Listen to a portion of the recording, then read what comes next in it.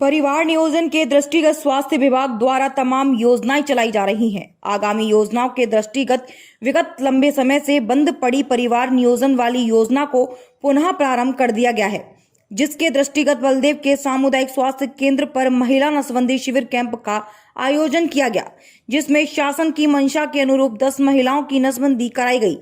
Corona महामारी में इस बार इस शिविर में 10 महिलाओं की नसबंदी किए जाने का प्रावधान रखा गया है, जिसमें इस बार बलदेव सामुदायिक स्वास्थ्य केंद्र पर शिविर का आयोजन किया। इसकी जानकारी देते हुए बलदेव सामुदायिक स्वास्थ्य केंद्र के प्रभारी ने बताया कि नसबंदी कैंप लगा था वो अकॉर्डिंग टू गाइडलाइन इस समय कोरोना के चलते केवल 10 केस की ही परमिशन थी, तो 10 केस हमारे यहाँ से कराए थे। 10 कैंप मतलब 10 ने शिविर में भाग लिया था। नसबंदी हुई थी। सहारनपुर के बिहारीगढ़ क्षेत्र के ग्राम सतपुरा स्थित पटाखा फैक्ट्री में दिन निकलते ही तेज धमाकों के साथ आग लग गई। पटाखों की आवाज से काम कर रहे मजदूर दहशत के मारे बाहर भागने लगे। इस दौरान करीब आधा दर्जन मजदूर पटाखों से लगी आग में झुलस गई, जिन्हें स्थानीय थाना पुलिस ने एम्बुलेंस की मदद से इलाज के लिए सामुदायिक स्वास्थ्य केंद्र हरोड़ा भिजवाया। मौके पर सीएचसी फतेहपुर और मुजफ्फराबाद के चिकित्सक, तहसील प्रशासन, सीओ बेहट भी पहुंच गए। 2 घंटे बाद फायर ब्रिगेड की गाड़ियां मौके पर पहुंची और उन्होंने आग पर काबू पाया। आग बुझाने के लिए बिहारीगढ़ थाना अध्यक्ष सुरेंद्र सिंह ने खुद मोर्चा संभाला और अपने थाना स्टाफ को साथ लगाकर आग बुझाने की कोशिश की। इस दौरान मौके पर जमा ग्रामीणों की भीड़ भड़क गई और उन्होंने पुलिस पर फैक्ट्री मालिक को मौके से भगाने का आरोप लगाते हुए जमकर हंगामा काटा। थाना अध्यक्ष और सीओ ने काफी देर की नोकझोंक के बाद ग्रामीणों को समझाकर शांत किया और आश्वासन दिया कि घायलों का समुचित इलाज कराया जाएगा। इस घटना के दौरान पटाखा फैक्ट्री में लगभग 150 वर्कर काम कर रहे थे। फिलहाल हालत सामान्य है। जी, हम बाहर मतलब कि जहाँ आग लगी वहाँ गोदाम था, पटाखे रखे थे वहाँ पे। हम थोड़ा दूर से बैठे थे, हम डिबिया भरने के लिए, पटाखे भरने के लिए, तो एकदम से गोदाम में आग लगी। ये पता नहीं है कैसे लगी और कैसे नहीं। बहुत आदमी बहुत मरे होंगे वहाँ पे, बहुत से घायल हो गए। हम भी वहीं पे थे, हम एक कमरे में बंद हो गए थे, जैसे वहाँ से आग नहीं पहुँच पाई, हम इसलिए बच गए वहाँ पे। इस पटाखा फैक्ट्री में आग लगे हैं, तो उसमें आग पे काबू पाया गया है, कंट्रोल में है और 6 लोगों उसमें झुलसे हैं। उनको ट्रीटमेंट के लिए जिला अस्पताल लेके आया है और उनका ट्रीटमेंट चल रहा है। क्या कुछ कहा गया अभी कुछ जांच में किस क्या कारण रहा? अभी वहाँ जांच चल रहे हैं किस कारण क्या लगी है और मौके पे सारे अधिकारी वगैरह मौजूद हैं और इसको जांच पड़ताल चल रही है। अलीगढ़ के थाना क्वारसी इलाके में मजार पर चादर चढ़ाने जा रहे परिवार पर युवकों ने चाकुओं से हमला कर दिया और बच्चे के अपहरण की कोशिश की गई, जिसका विरोध करने पर बच्चे की मां और उसके जेठ पर चाकू से हमला किया गया। दरअसल अलीगढ़ के थाना बन्ना देवी इलाके की छतारी कंपाउंड की रहने वाली हिना अपने परिवार के लोगों के साथ नगला पटवारी स्थित मजार पर चादर चढ़ाने जा रही थी। इसी दौरान उनके ई रिक्शा के पीछे 2 बाइक सवार 4 युवक आ गए, जिन्होंने हिना के बेटे को जबरन अपहरण करने की कोशिश की, तो जेठ व हिना के द्वारा विरोध करने पर युवकों ने चाकू व नुकीली चीजों से हमला कर दिया और शोर शराबा सुनकर आसपास के राहगीर आ गए, जिनको देखकर अज्ञात युवक फरार हो गए। घायलों को उपचार के लिए जिला अस्पताल लाया गया, जहां घायलों का उपचार जारी है। पीड़ितों द्वारा इस मामले की सूचना पुलिस को दी गई और अब इस मामले की तहरीर 2 ज्ञात और 2 अज्ञात युवकों के विरुद्ध थाना क्वारसी में दी गई है। पूरे मामले की पुलिस गहनता से जांच पड़ताल कर रही है। उसके अलावा घटना के पीछे क्या कारण रहे, उनका भी पता लगाने की कोशिश जारी है। हालांकि इस संबंध में पुलिस का कोई आला अधिकारी इस बारे में कुछ बोलने को तैयार नहीं है। पुलिस ने मामले की तहरीर लेकर मुकदमा पंजीकृत करने का पीड़ित परिवार को आश्वासन दे दिया है। अब देखने वाली बात यह है कि आखिर कब तक पुलिस पूरे मामले की तह तक पहुंच पाएगी और हमला करने वाले बदमाशों को पकड़ पाएगी। मोहम्मद नसीम नाम। क्या हुआ ये आपके? यहाँ से हम दरगाह गए थे, छोटे भाई की दोनों भाई पे चादर बोल रखी थी। भाई की बीवी ने कहा मेरा हस्बैंड आ जाएगा तो हम चादर चढ़ा देंगे, तो वो आ गया। हम तो आज चादर चढ़ाने आ रहे, तो मैंने औरतें जाएंगी, मैंने मैं भी चल रहा हूँ, चलो मैं भी चढ़ा दूंगा।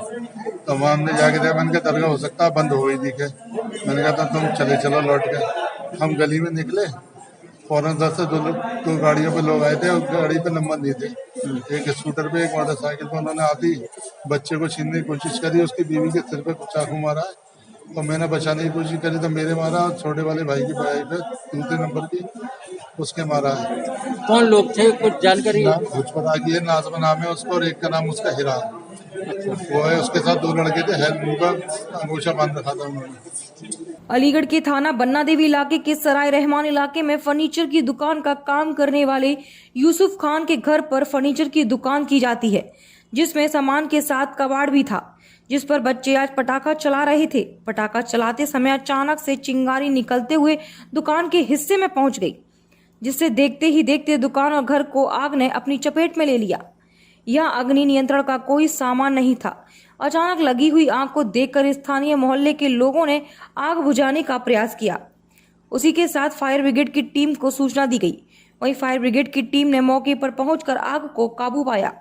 यहाँ पर आग लगी हुई है मकान में, और ये लोग जो उसमें फर्नीचर का काम कर रहे थे, और उसमें कूलर के वो है, पुरानी साइकिलें हैं, अन्य कई एक आइटम है। इन लोगों को अग्नि संबंधी उपकरण सारे एक्सेप्ट आज इनको रखने चाहिए, क्योंकि जो फालतू का ही सामान है इसमें एक तरीके से, जैसे जिसकी कूलर की घास है, अन्य चीज है, और बच्चों ने आतिशबाजी चलाई कि वो पटाखा उड़ के इस पे गिरा, इसलिए आग लगना बताया गया। इंसानों का इलाज करने वाले डॉक्टरों को भगवान का दर्जा दिया जाता है, क्योंकि वह इंसान की बड़ी से बड़ी बीमारी का इलाज कर उसे जिंदगी देते हैं। ऐसे में एक डॉक्टर ने एक चूहे का इलाज करके उसे जिंदगी दान दी। यह किस्सा अलीगढ़ के स्वर्ण जयंती नगर का है। यहाँ रहने वाले अमित को घर से सटी खाली प्लॉट में सफेद चूहा दिखाई दिया। कोई जानवर उसे अपना शिकार ना बना सके, यह सोचकर अमित चूहे को घर ले आए और उसे पाल लिया। लेकिन चूहे की आंख पर एक मस्सा निकल आया, जो 2 महीने में ट्यूमर का रूप ले चुका था। चूहे को खाने पीने में दिक्कत होने लगी। हालांकि अमित उसे लेकर जिला पशु चिकित्सालय पहुंचा, लेकिन वहां उसे मायूसी मिली। डॉक्टर वीराम ने बताया कि अमित नाम के शख्स इस चूहे को लेकर आए थे। उन्होंने बताया कि पहले छोटा सा मस्सा था, लेकिन बाद में यह ट्यूमर के रूप में विकसित हो गया। इस ट्यूमर से चूहा पूरी तरीके से अंधा हो जाता और उसकी जान भी जा सकती थी। उन्होंने बताया कि चूहा बहुत छोटा होता है, उसको बहुत ही बारीकी से एनेस्थीसिया का इंजेक्शन दिया जाता है।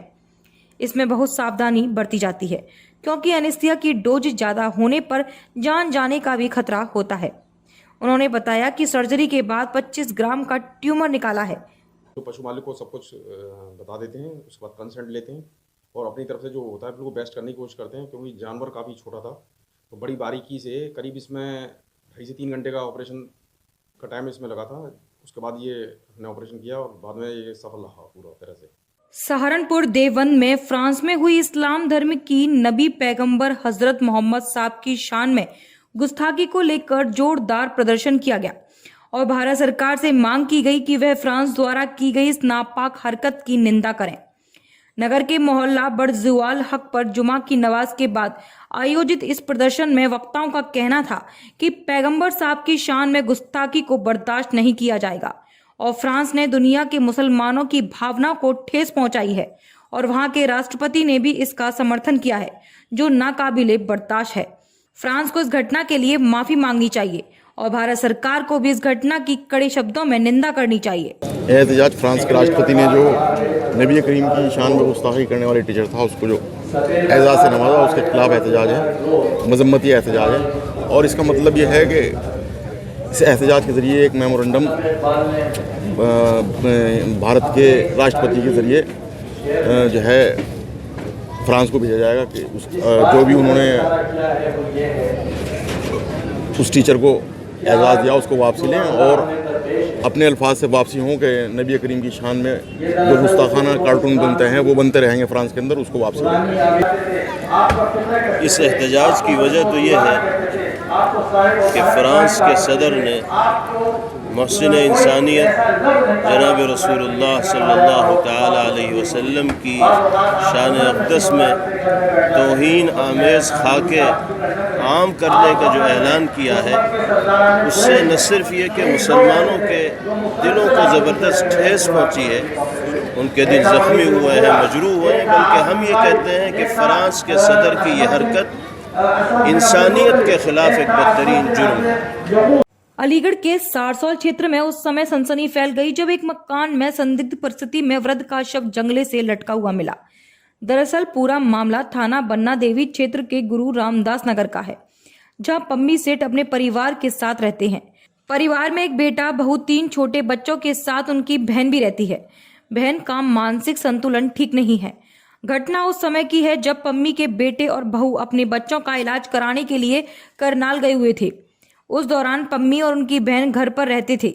सुबह अधिक समय बीत जाने के बाद जब पम्मी कमरे से बाहर नहीं आए तो क्षेत्रीय लोगों को किसी अनहोनी की आशंका हुई। जब पड़ोसियों ने जाकर देखा तो पम्मी का शव जंगले से लटका हुआ था। सूचना मिलने पर पुलिस व फॉरेंसिक टीम पहुंच गई।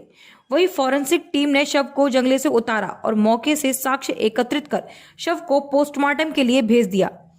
बातचीत के दौरान क्षेत्राधिकारी राघवेंद्र सिंह ने बताया कि मृतक का शव संदिग्ध परिस्थितियों से लटका हुआ मिला है। घर में पम्मी के परिवार के सहित पम्मी के भाई ऊपर के फ्लोर पर रहते हैं। दोनों भाइयों में आपसी विवाद चल रहा था। मृतक का बेटा और बहू अपने बच्चों का इलाज करवाने के लिए राज्य से बाहर गए हुए हैं। बच्चों को घटना की सूचना कर दी गई है, साथ ही शव को पोस्टमार्टम के लिए भेज दिया गया। देखिए, थाना बन्ना देवी क्षेत्र का मामला है। पुलिस को सूचना मिली थी कि एक व्यक्ति ने फांसी लगा ली है। मौके पे हम लोग सारे लोग आए हैं और जानकारी उनके परिवार वालों से की तो प्रेम कुमार सेठ इनका नाम है और इनके बच्चे 2 दिन पहले गए हैं किसी काम से बाहर और अभी बाकी हम लोगों ने बॉडी को पोस्टमार्टम के लिए सील करवा लिया है और उसके बाद पोस्टमार्टम के बाद जो भी रिपोर्ट आएगी उसके हिसाब से अग्रिम कार्रवाई। सर, आत्महत्या का कोई विशेष कारण पता चल पा रहा है क्या?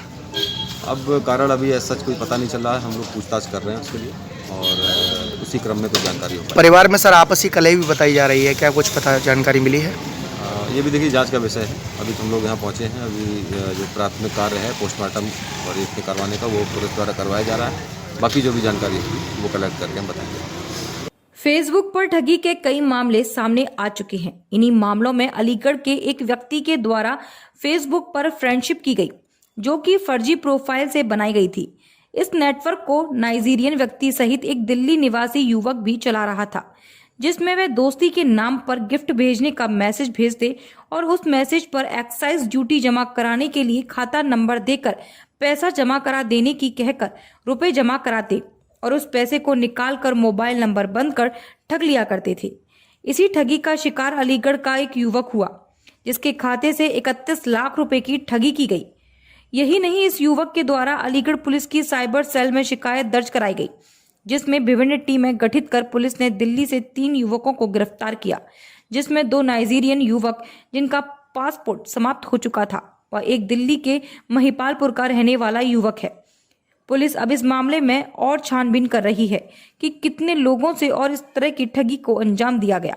इसी पर अभी हाल में ही एक आईटी एक्ट का मुकदमा दर्ज किया गया था, जिसमें एक जो विक्टिम है उसके साथ 31 लाख रुपए की फर्जी वाड़े की उसने ये कंप्लेन दर्ज कराई थी, जिस पर क्योंकि ये एक भारी नुकसान था और जनपद के जो साइबर सेल है उसने और थाना क्वारसी की टीम ने मिलकर इस पर काफ़ी अच्छा काम किया और टीम ने दबिश दी है दिल्ली में, जहां से जो मेन अभियुक्त हैं इसमें जिसमें कि 2 नाइजीरियन हैं और एक इंडियन है, उसको दिल्ली से गिरफ्तार किया गया है और उनके पास से लैपटॉप और मोबाइल और फेक आईडीज़ और जो फर्जी दस्तावेज थे वो सभी बरामद हुए हैं। और साथ ही इसमें ध्यान देने की बात है कि ये जो नाइजीरियंस हैं ये लोग अपने वीज़ा के एक्सपायरी के बावजूद ये लोग रह रहे थे और इन्होंने फर्जी वीज़ा भी बना रखे हैं जो इनके पासपोर्ट के साथ हमें बरामद हुए हैं।